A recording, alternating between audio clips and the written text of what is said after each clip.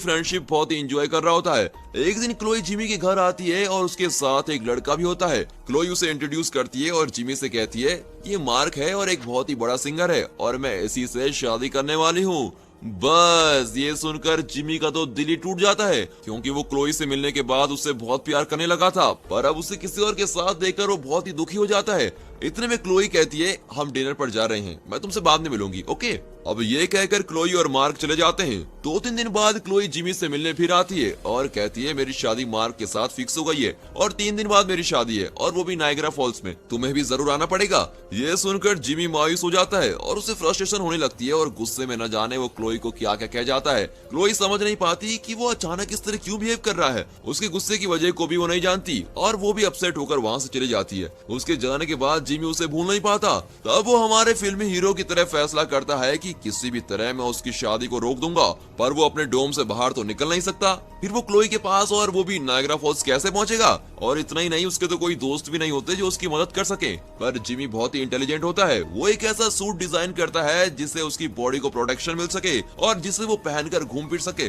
अब लड़की के चक्कर के कारण वो उसी रात उस सूट को तैयार कर लेता है और सुबह होते ही वो बिना किसी को बताए घर से निकल जाता है। उसके पेरेंट्स को पता चलता तो वो उसे बाहर जाने के लिए कभी अलाउ नहीं करते और इसी वजह से वो चुपचाप वहाँ से निकल जाता है। कट करके दिखाते हैं कि वो बाहर की दुनिया में पहली बार कदम रखने चला गया और उसका चेहरा और मन दोनों ही खिल जाते हैं। 18 साल से वो घर के अंदर ही बंद था और घर से बाहर निकलकर उसका खुशी का ठिकाना नहीं होता और इसी खुशी के साथ वो उस जगह से निकल जाता है। कट करके दिखाते हैं कि वो अपने घर से कुछ दूर एक बस स्टॉप पर पहुंच जाता है और वहाँ टिकट्स देने वाला आदमी से कहता है मैं नायग्रा फॉल्स जाना चाहता हूँ, उसके लिए कहाँ से बस मिलेगी? वो आदमी कहता है बस तो जरूर मिलेगी, पर तुम्हें वहाँ जाने के लिए $500 लगेंगे। अब जिमी कहता है उतने पैसे तो नहीं है मेरे पास। वो आदमी चिढ़कर कहता है पैसे के बिना कुछ नहीं हो सकता, बस में जाना है तो पैसे लाओ या फिर सड़क के बीच में जाकर खड़े जाओ, फिर तुम बस में चढ़ो या तुम पर बस चढ़े। इस तरह बेहुदा का जोक करके वो जिमी को वहाँ से जाने को कहता है। उस आदमी की बात सुनकर जिमी परेशान हो जाता है और मायूस होकर वहाँ से लौट रहा होता है।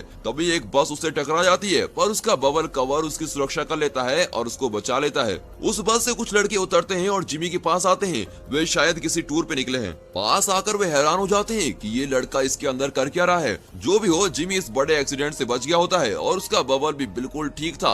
इतना ही नहीं, अगर उसे कुछ होता तो बस के ड्राइवर को भी जेल हो जाती। और कुछ देर उनसे बात करने के बाद वो बताता है कि मैं अपनी गर्लफ्रेंड की शादी रोकने जा रहा हूँ और मुझे नायग्रा फॉल्स जाना है, क्या आप लोग मुझे वहाँ तक लिफ्ट दे सकते हैं? लड़के कहते हैं अरे वाह, व्हाट अ कोइंसिडेंट, हम भी तो उसी ओर जा रहे हैं, हम तुम्हें वहाँ जरूर ले जाएंगे। जिमी बहुत ही खुश हो जाता है। फिर वे जिमी को अपने बस में लेके जाते हैं और बस के अंदर सब खुश हो जाते हैं और उन लोगों का नाच गाना चल रहा होता है। अब कट करके दिखाते हैं कि घर में जिमी की माँ उसके लिए नाश्ता लेकर आती है, पर जिमी को वहां ना पाकर वो चिल्लाने लगती है और सारा घर सर पे उठा लेती है।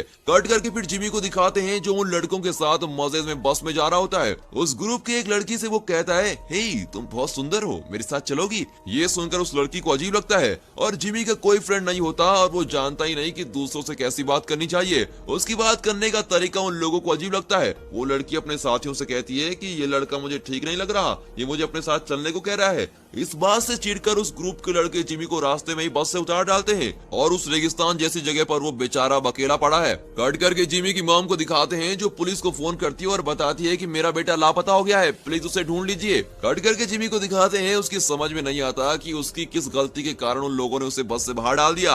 अब बाहर की दुनिया का चाल चलन उसे बिल्कुल अजीब लगता है और बाहर की दुनिया वालों को उल्टा वो अजीब लग रहा होता है। वो उसी बस के रास्ते में चलने लगता है। तभी देखता है कि रास्ते में एक आदमी अपनी बाइक ठीक कर रहा होता है। जिमी उससे मदद मांगता है। इसे देखते ही वो आदमी डर जाता है और हाथ में एक चाकू लिए जिमी को धमकाता है और कहता है कौन हो तुम, एलियन हो क्या, मुझे किडनैप करने आए हो? मेरे पास मत आना वरना चाकू से मार डालूंगा। कट करके दिखाते हैं कि बस के लोग एक जगह पर पहुंच जाते हैं। वे आर्कियोलॉजी के स्टूडेंट होते हैं और किसी रिसर्च ट्रिप पर आए हुए होते हैं। उस जगह पर वो कोई पुरानी इंस्क्रिप्शन को देख रहे होते हैं। उनका प्रोफेसर कहता है देखो, उस जमाने में लोग भगवान को इसी रूप में दर्शाते थे। उनके चारों ओर रोशनी का एक चक्र होता है और भगवान हमेशा उसी चक्र के अंदर होते हैं।